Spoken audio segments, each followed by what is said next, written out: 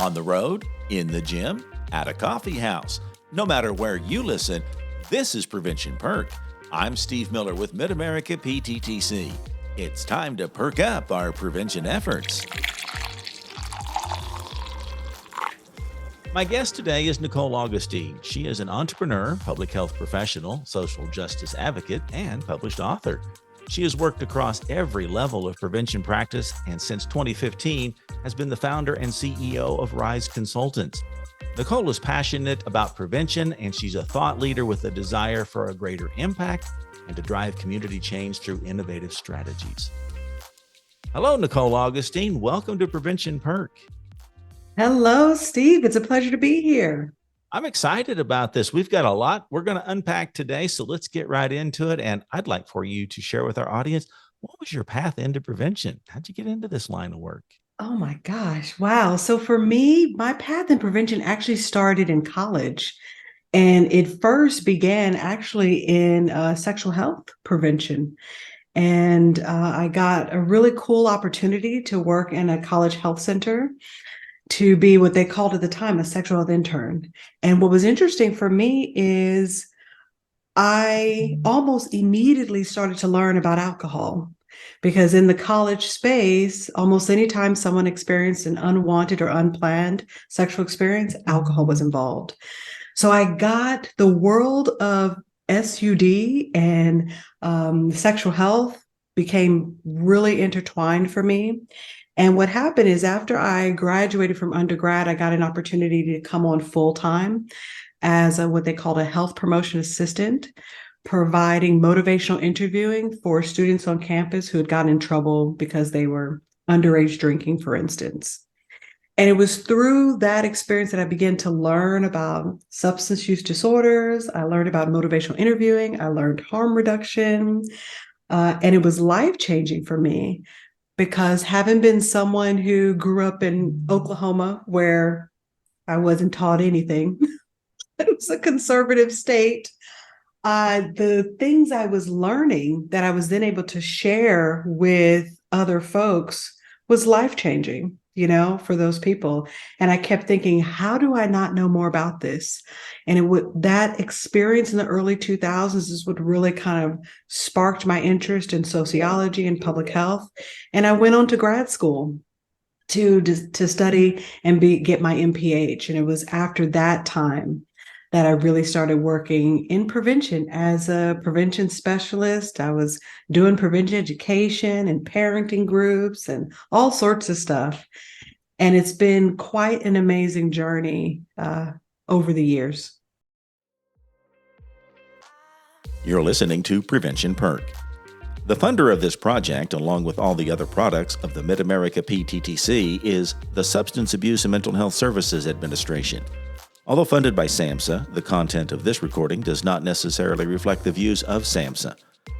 The National Network to Eliminate Disparities in Behavioral Health, NNED, is a network of community-based organizations focused on the mental health and substance use issues of diverse racial and ethnic communities.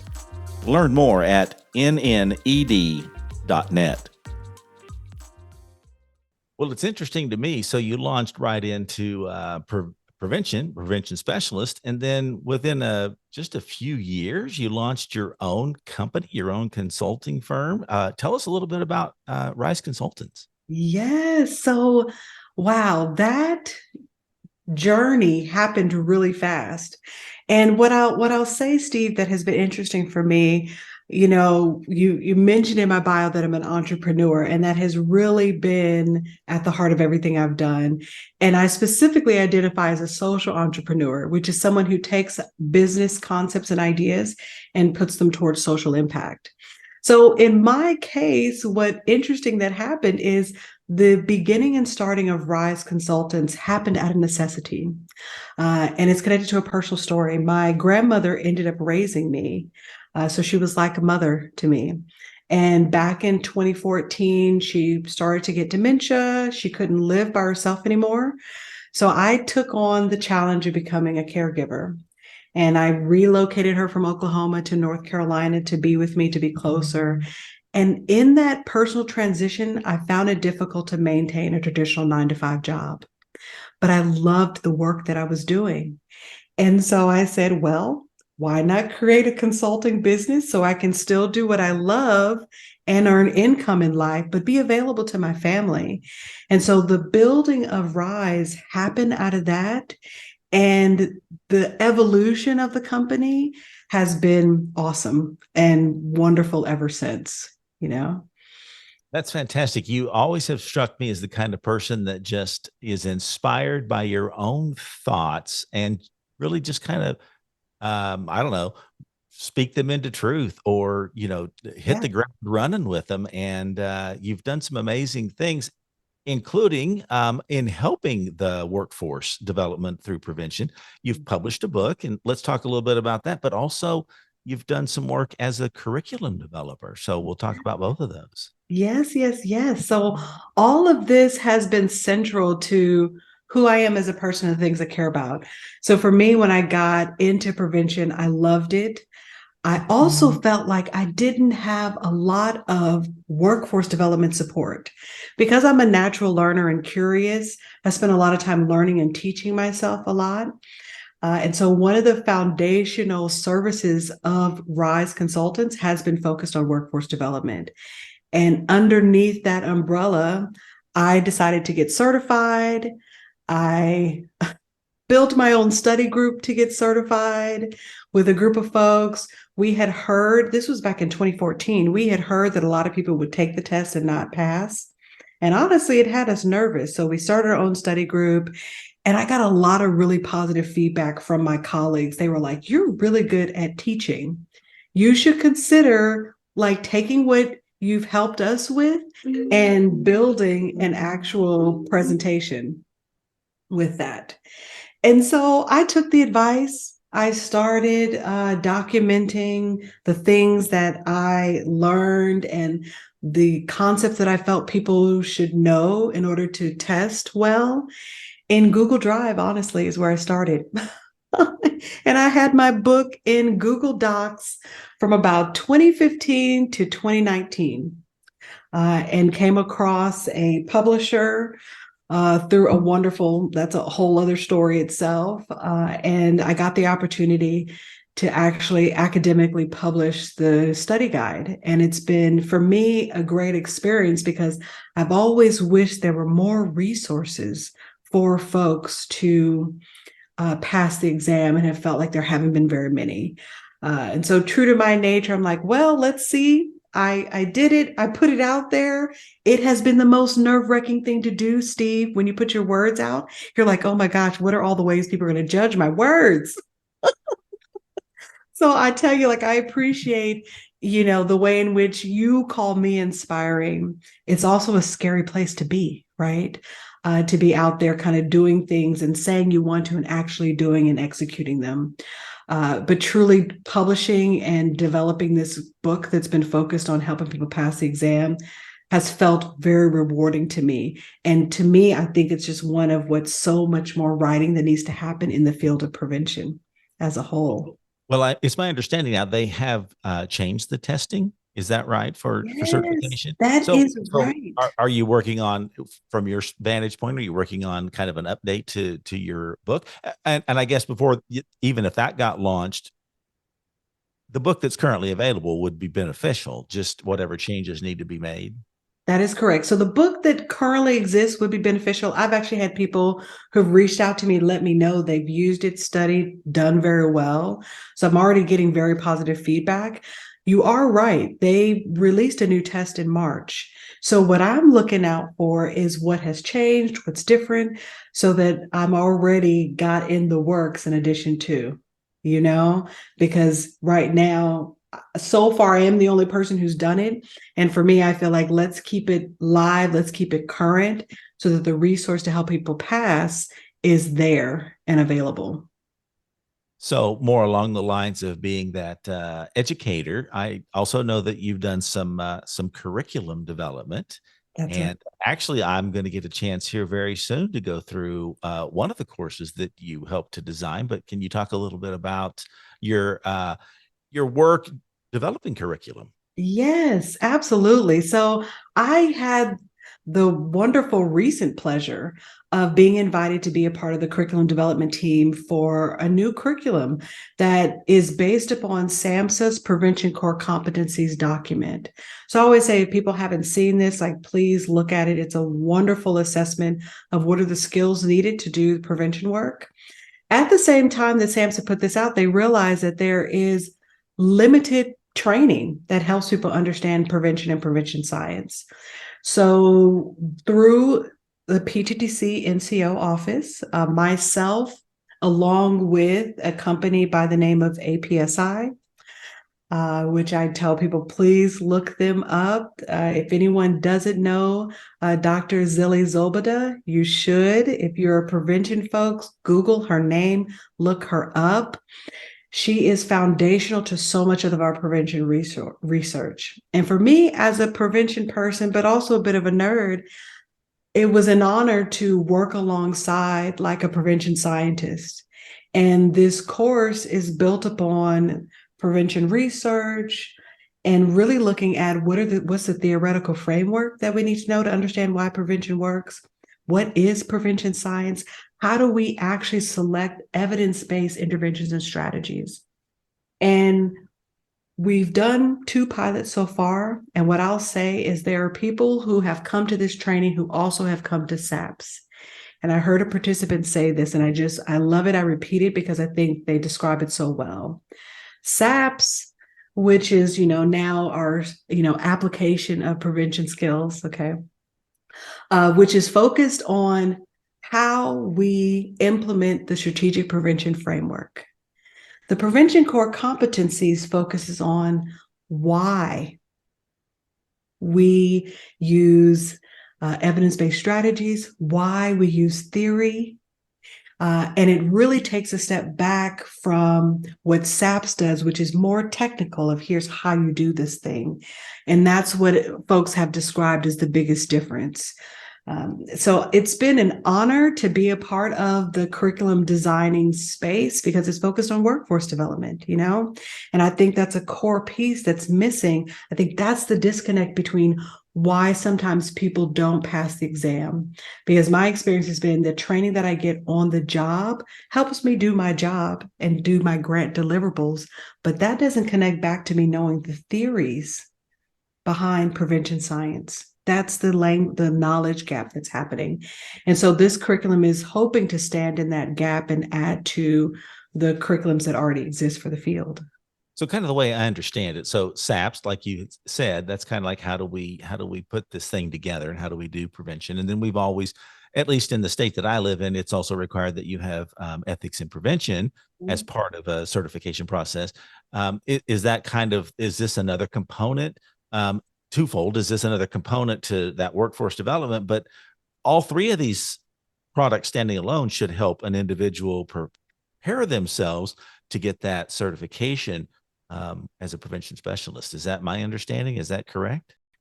So yes, in that all 3 curriculums are foundational to a prevention person really understanding what's necessary to do our work. There is one caveat I'll say is that SAPS and ethics are just a small component. I would even say the prevention core competencies is. When people test for becoming certified, there is a much broader and wider body of knowledge that's needed, and so even if someone took all 3, I would still say it wouldn't be sufficient for having them be ready to take the exam. So that's where a book like you've authored would come in handy. It really just kind of gives them an idea of how to get themselves prepared to take this test. Absolutely. I completely agree with you on that one. So can you unpack a little bit more of the details, like on the core competencies? Like, is this a 1-day training? What's that look like? Okay, so it's officially a 2.5-day training. Okay. Oftentimes we've had folks do it on a Tuesday, Wednesday, Thursday, let your Monday and Friday be travel days. Essentially, the first day is focused on an introduction to the prevention profession, what it means to be a profession. And then we start with the conversation about what is a need and resource assessment. What are the skills that are needed to do that? The second day is fully focused on how we select evidence-based interventions, the science, the theory, the philosophy, really helping people articulate what doesn't work in prevention, how to do adaptations, things like that. And then the final day is focused primarily on what are our ethical considerations? We give a nod to ethics in there. We talk about monitoring and evaluation. And then quite a bit of time is actually spent on every person developing their own professional development plan.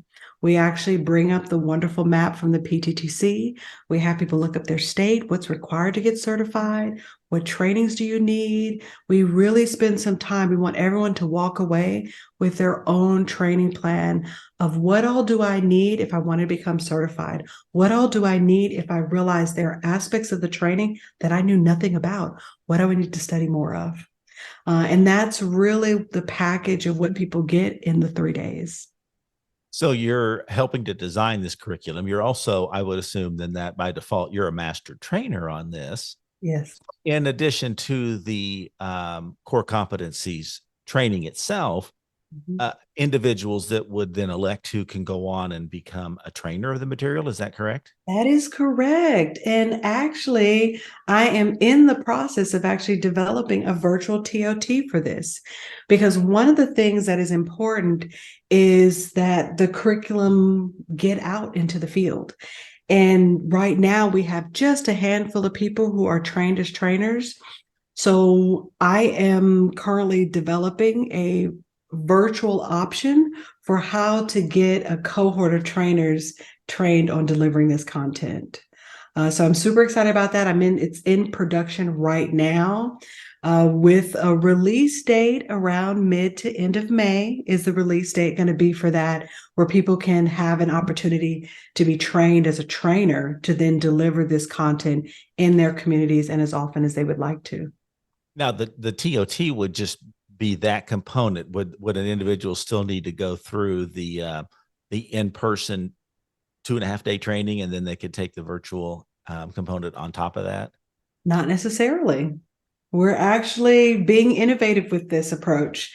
I am developing a full online TOT option for folks, where after they complete that, they then would be able to submit self-tapes of them delivering the content for evaluation and review.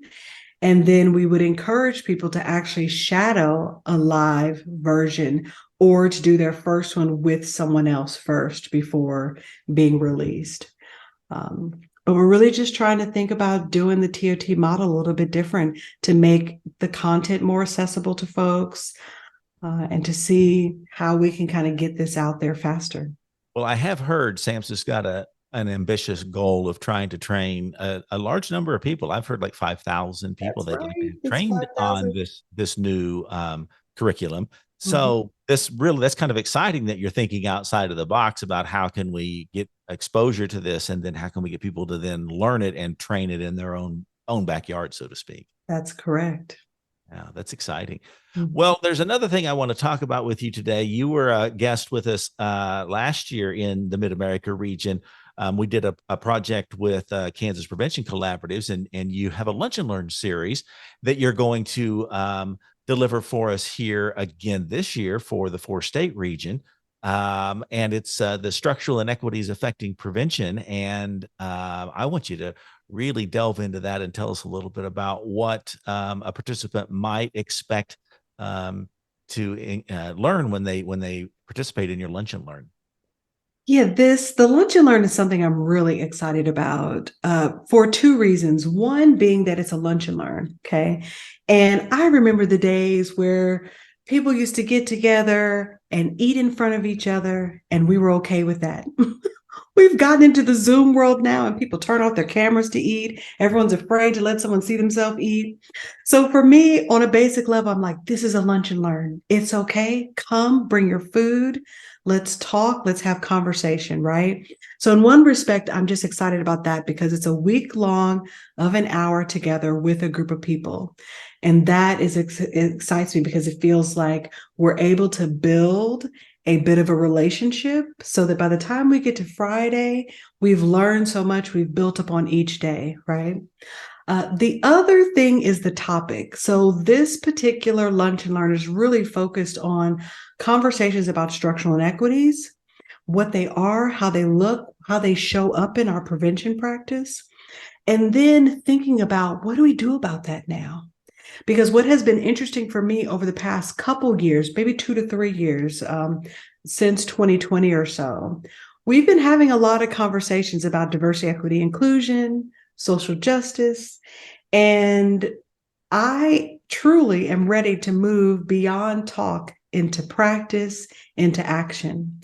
And so a part of each day is thinking about, sure, we'll spend some time delving into concepts, but we'll also spend some time with this series thinking about how do we move into action? What do we do about the inequities that we're seeing in our community? And where do we have places of power?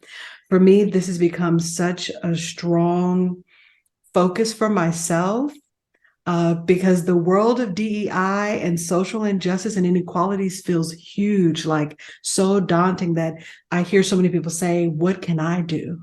And so the series that I have is focused on what can you do, right? When you say that, are you saying or organically, like as you're talking with this said group, and that's whether it's here in the Mid America region or someplace else you're delivering it, you're coming up with those ideas right there on the spot, or is this something that you kind of lead them to understanding? I mean, how does that really unpack? Because I get what you're saying. This is a huge topic.